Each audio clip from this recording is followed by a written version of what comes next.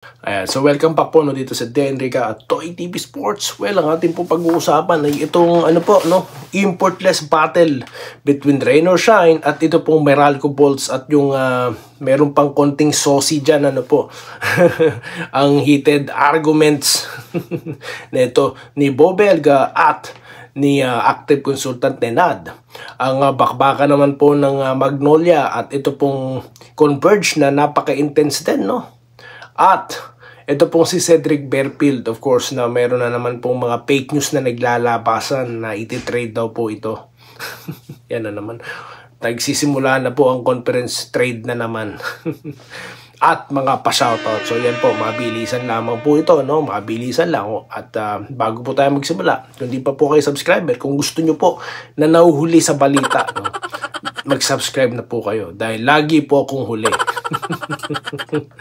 No? Pero totoo naman at konfirmado 100%, no? Gawin pa nating 200%. Okay? So yan po, mag-subscribe na po kayo. So yun na nga po, ang ating pong pag-uusapan ay ito po muna na importless battle ng Meralco at itong Rain or Shine, mga bataan ni Coach Yeng Yao. Kasi nga po, hindi nakasecure ng work permit itong makabago nilang import na si Thompson. Kasi nga, pinalitan nila yung dating import, di ba? So, ito raw pong bagong import na ito, mala Ben Davis daw po ito, no? Mala NBA caliber din ito. So, yan po yung inaasahan nilang tutulong sa kanila. Yun nga lang, walang work permit. Hindi po nakapag-secure on time. Siguro dahil linggo. Pero sa kabilang dako naman po, 11 seconds pa lamang sa first quarter, na-injured na itong si Akil Mitchell na import naman po ng tawag dito, Meralco. Ayan, siya po'y aksidente, ha? Nasiko, okay? Neto ni Kit Dato, sa laki ba naman ng braso niyan? Hindi ka man na-knockout, hindi po putok yung, man puputok dyan. Tinakbo na po kagad siya sa ospital, okay?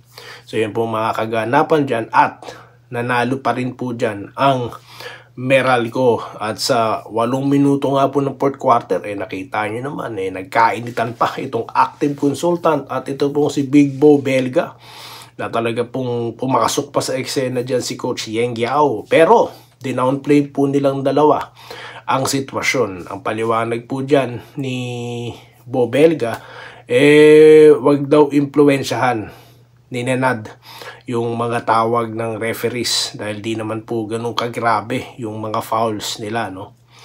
At sa kabilang dako naman, sabi din ni Yeng Yao, hindi naman po malaking issue ito na dapat pang pag-usapan pa ng matagal.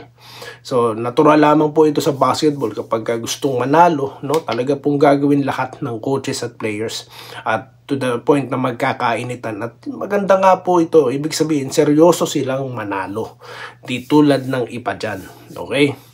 So, di na po na-interview itong si active consultant Nenad, no? At naspatan din daw po dyan na hindi nagkamay yung dalawa, si Coach Yeng at si Nenad. Pero ito pong talagang nagkainitan, nagkamay. So it's po talaga na pinapakita na sport lang talaga ito after all. Okay?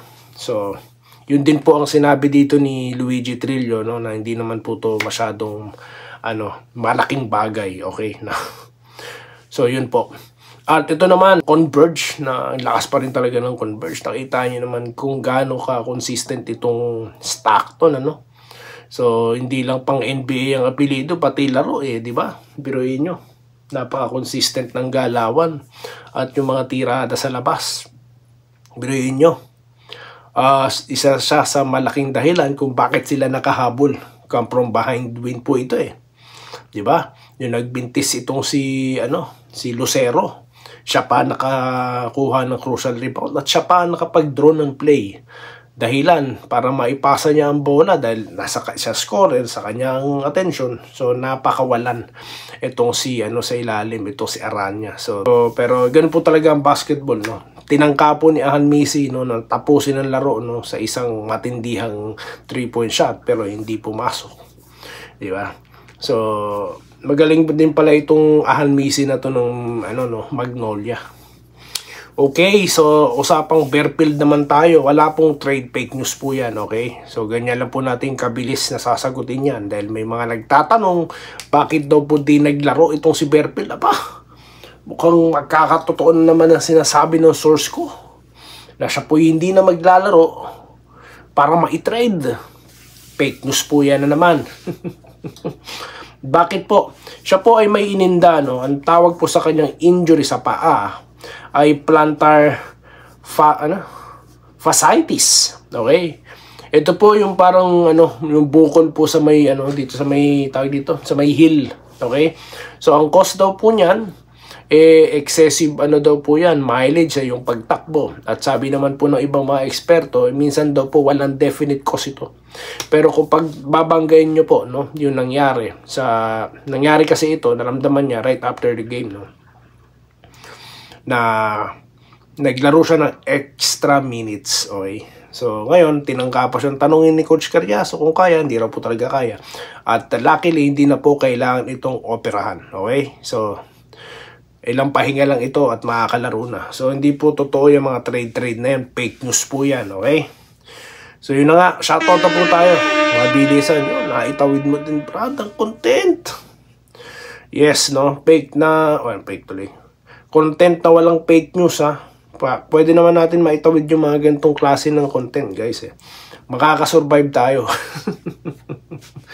Okay, dito po tayo sa ating content na babasahin dito sa mababa po ang views. Huli na kasi tayo sa balita. Okay, hindi tinawag na Muscleman kung wala lang tapos ginawan ng issue ng mga buzzer. Wala talaga kayong magawa sa buhay nyo. Lahat mga trade na ginagawa ng PBA dumaan yan sa masusing pag-uusap ng mga board of directors. Sabi po ni Rene Ngasca Sr. Yun na nga po Yan po ba si Kahilig, kahit bata yan, kayang umiscore ng 20 points niyan? Tignan nga po natin, abangan natin sa unang laban po ng San Miguel ni Sir Danilo Empeno na nagko-comment din. Pa-shoutout loads to naman, gulo sa import, di pa nag-uumpisa ang laro. May Adams lumabas. Fake naman si Galen at Abanilla. Fake na naman si Galen at Abanilla ang may paa. Di po natin sigurado yan, sir, no? Di po natin alam yan. Binasa ko lang po yung comment ni baka sabihin. Lahat naman kasi dito may boses kayo, kaya binabasa ko po talaga yung inyong mga komento. Di naman talaga iba ko si Manuel, ang dapat ibang ko si Galen. Dami po nagagalit dito kaya tignan na lang po muna natin. Alam niyo po si Galen, isa to sa mga gusto ko maging coaches na din sana no. Kaso tignan na lang po natin, abangan po natin Alvin Hatulan. Ang tanong, sabi niya, hanggang kailan ang pagiging consistent si Manuel at Romeo? Nagkakaedad na sila, 1 to 2 years, wala na nga, na ulit ang therapy map. Pero yung kapalit nila kahit 5 years pa, consistent pa rin. Yun na nga po yung tanong. Tama naman po yan. That's a valid question, no? Pero, yun tignan na lang po natin, no? Malay nyo, ageless din ito si Manuel at si Romeo. Malay nyo, above 40, si Devance nga, 42, naglalaro pa Di po ba? Tanong po yan. So, ang sagot, malalaman natin, no? As we, go along. Okay, Bukalos. Okay pa naman talaga si Manuel. Hindi lang siya talaga nabibigyan ng playing time na SNB. Malakas pa maglaro. Yun na nga po. Diba? Ang San Miguel naman kasi ganyan Mabilis magpalitan ng player sa San Miguel. Kaya po yung mga rookies na gusto pumirma sa San Miguel, tignan nyo po muna kung may time kayo. Diba? Yan po yung concern ng ibang mga players. Katulad po nang na-drop si Stephen Curry, di po ba? Tinanong muna sinong guard doon. So ganon, sino ba ang makaka-teammate niya, sino ba ang mga players doon? 'Di ba? Hindi porket mapunta ka na San Miguel, expected mo na lagi kang magagamit. Hindi. Mahilig po kumuha ng malalakas na player ng San Miguel at itatago sa aparador. Hindi po ako pabor sa mga ganyan. 'Di ba? Hindi po tayo. Naalala niyo si Tugade, 'di ba? Nakuha din nila. Na-maximize po ba ng gusto? Hindi ko lang po alam yung eksaktong nangyari, no? Yan po ang istorya ng San Miguel Di ba? Na-drop pick nila si Eman, di ba? Na-drop din nila. Lumabas ba laro nun? 6'9" yun eh. So, yan yung mga matatagal ko na naaalala. Okay? So, hanggang ngayon, ginagawa pa rin nila, no? Yan, Jeron Teng, nasa baul eh, no? Hindi lang basta aparador, nasa baul. Di po ba? Si Kit Jimenez, oh. Sensational YouTuber, di ba? Oh. Dalawa silang nasa baul ni Teng.